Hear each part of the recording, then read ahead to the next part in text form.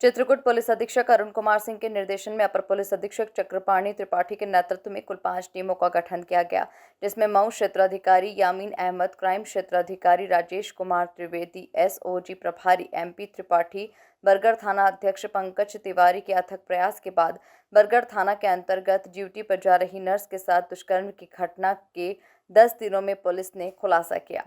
अरवारी मोड़ से पुलिस ने आरोपी शुभम मिश्रा उर्फ शुग्गा पुत्र कमलेश कुमार उर्फ मुन्ना निवासी ग्राम बिहरिया थाना शंकरगढ़ जनपद प्रयागराज को बजाज प्लेटिना गाड़ी के साथ गिरफ्तार किया गया तथा जेल भेज दिया गया। पुलिस अधीक्षक अरुण कुमार सिंह के द्वारा प्रेस वार्ता कर इस पूरे मामले का खुलासा किया गया है। बरगढ़ में 26 अक्टूबर को एक लड़की के साथ गैंगरेप की सूचना थाना बरगढ़ में दर्ज कराई गई थी बनाम अज्ञात। पुलिस के लिए इस घटना को, जो कि बिल्कुल बियाबान जंगल में हुई थी, खोलना बहुत बड़ी चुनौती थी। वरिष्ठ अधिकारियों ने भी घटनास्थल का निरीक्षण करके मार्गदर्शन दिया था। 5 टीमें लगाई गई थी, जो परंपरागत मुखबिरी, सर्विलांस और क्षेत्र के मनचले युवक, इस तरह के जो लोग हैं, सबके पीछे अपना अपना सूत्र लगा रही थी। इसी में उस लड़की ने एक स्केच बनवाया था पोर्ट्रेट बिल्डिंग के माध्यम से। वो स्केच भी जारी हुआ। उसी स्केच और सूचना के आधार पर साथ ही साथ इसने घटना के समय जो कुछ चीज़ों का उच्चारण किया था कि मेरे पे काल भैरव आते हैं, या मैं फॉरेस्ट में गार्ड हूँ, मेरी वर्दी और ये लेते आना, तो जो गुमराह करने की तमाम चीज़ें की थी, उसी तरह से इसके 4 आचरण और पूर्व के चाल चलन के आधार पर मुखबिर से सूचना मिली। उस सूचना के आधार पर इसका फ़ोटो भी पुलिस ने कहीं से चोरी छिपे बरामद किया और पीड़िता ने उसको बताया कि 90% से ज़्यादा ये फ़ोटो मिली। उसके आधार पर फिर इसके पीछे हमारी टीमें लगी और इनकी गिरफ्तारी हुई। गिरफ्तारी के बाद, क्योंकि पीड़ित पक्ष भी पीछे ही रहता है थाने के, पीड़िता सहित उनके परिवार के लोग पहुँच गए और उन्होंने 100% इसे पहचाना है।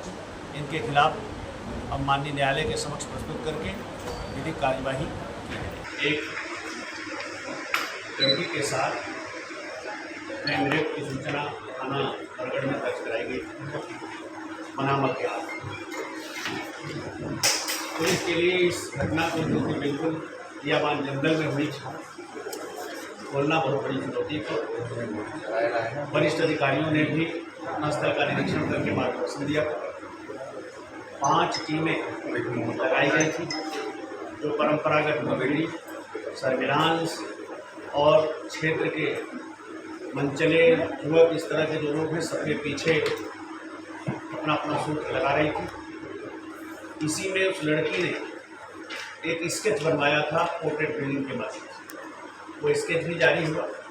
उसी स्केच और सूचना के आधार पर साथ ही साथ इसने घटना के समय जो कुछ चीज़ों का उच्चारण किया था, मेरे पे काल भैरव आते हैं, या मैं फॉरेस्ट में गार्ड हूँ, मेरी वर्दी और ये लेते आना, तो जो गुमराह करने की तमाम चीज़ें की थी, उसी तरह से इसके 4 आचरण और पूर्व के चाल चलन के आधार पर मुखबिर से सूचना मिली। सूचना के आधार पर इसका फ़ोटो भी पुलिस ने कहीं से चोरी छिपे बरामद किया और पीड़िता ने उसको बताया कि 90% से ज़्यादा ये फोटो है। उसके आधार पर फिर इसके पीछे हमारी टीमें लगी और इनकी गिरफ्तारी हुई। गिरफ्तारी के बाद, क्योंकि पीड़ित पक्ष भी पीछे ही रहता है थाने के, पीड़िता सहित उनके परिवार के लोग पहुँच गए और उन्होंने 100% इसे पहचाना है।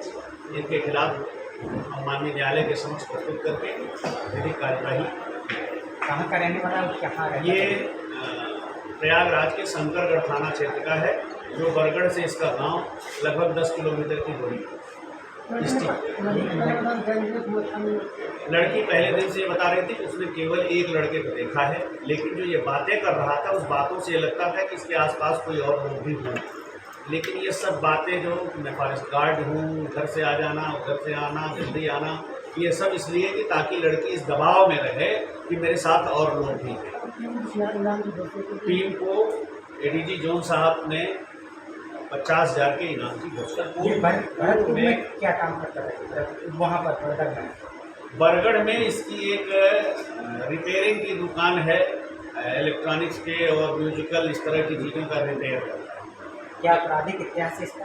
आपराधिक इतिहास अभी तक जो हमें ऑन डॉक्यूमेंट मिला है, इसके खिलाफ शंकरगढ़ में 2 मुकदमे हैं। एक मुकदमा बलात्कार का है, दूसरा आर्म्स एक्ट का है।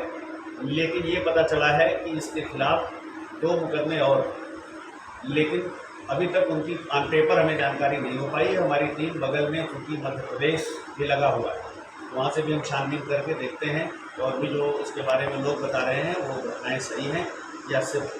जन जागरण संदेश से विक्रम सिंह चौहान की रिपोर्ट।